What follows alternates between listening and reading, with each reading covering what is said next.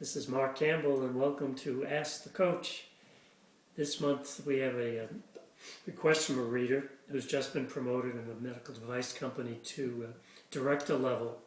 And he writes, Mark, I'm in a little of a quandary here in that my new department, the director level folks, all seem to be really extraordinarily good speakers. And I'm used to being with folks at the manager level where we're much more casual. I'm a bit intimidated by this. Can you give me some help? Well, I do have some suggestions.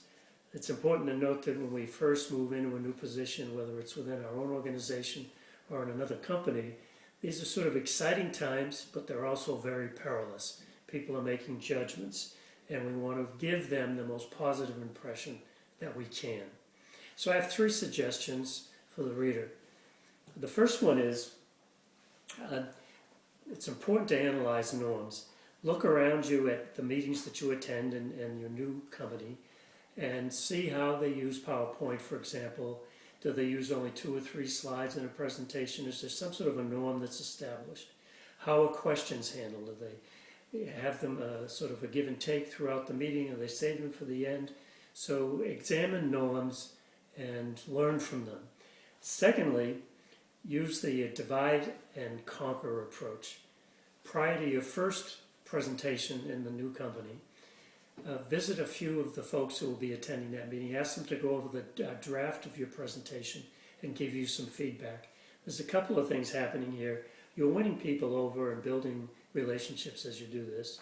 And at the same time, you're learning what will go well in your actual presentation.